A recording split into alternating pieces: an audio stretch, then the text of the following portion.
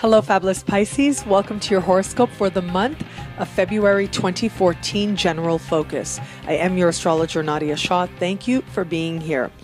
I'm seeing this month as really holding two decidedly different energies. The first part of the month is very much about you. It's very much about what's happening with you on internal levels. There's a quietness to it, but that also is what seems to make it feel very comfortable as well. And last month, I spoke about friendships. I spoke about how there would be a concern or at least interactions with other people that would be speaking to your experiences. This month, all those experiences you had with other people now are going to want to be integrated.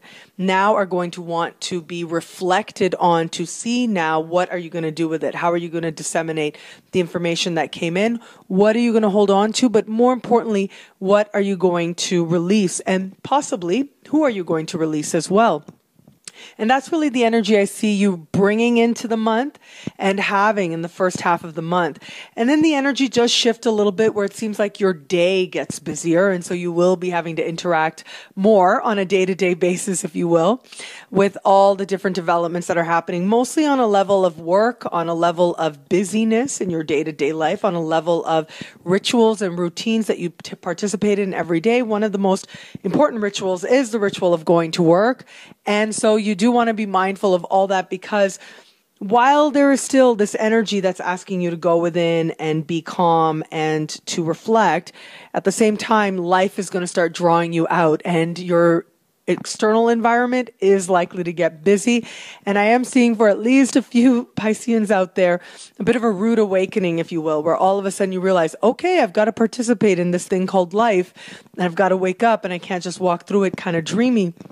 What you want to be mindful of with that energy is not to put any shoulds on yourself, okay? Because it looks like there's this vision, there's somewhere you want to be, there's some ideal that you see, and you are thinking that maybe the way that you're living, your day-to-day existence, even the job that you have maybe is not supporting this ultimate ideal.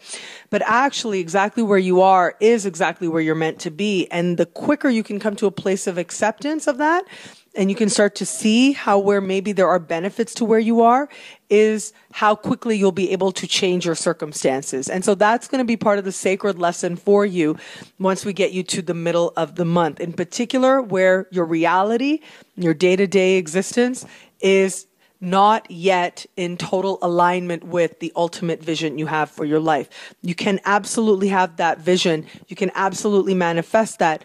But it is in the day that the work needs to be done so that you can actually live that. And you're going to start to see that connection.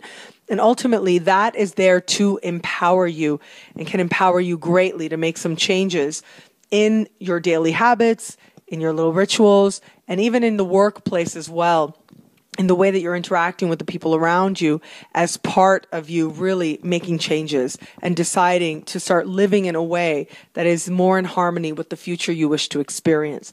But all of that is largely external, very immediate sort of lessons and valuable lessons as well, because the really big changes and the big launches don't happen until we get to the end of the month. As I've said before, new moons in your sign are your personal new year. They mark a shift in energy, they mark a turning point, they mark new chapters, and they mark a moment of important seeds being planted. And that is the energy that you're going to be finishing off the month with, and you're going to be carrying into next month. And I'll talk more about that when we get next month as well. But this is the time to really be thinking about, especially in the beginning and middle of the month, what is it that needs to leave your life? What is it that you really want? Let the truth come to the surface. Be empowered by the truth that comes to the surface, because ultimately that is what's going to reveal to you what really matters to you most.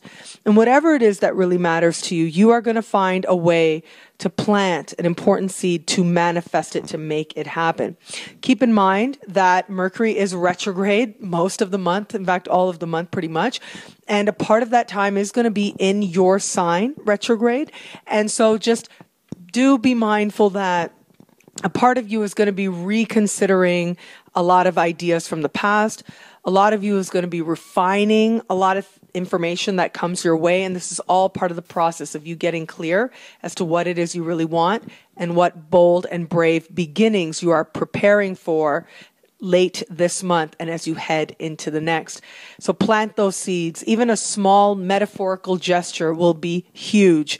Get clear or clearer on what it is you want, and the universe will reveal a plan to get you there.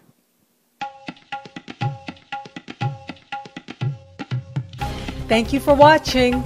It'll be a great month. Be fabulous and enjoy.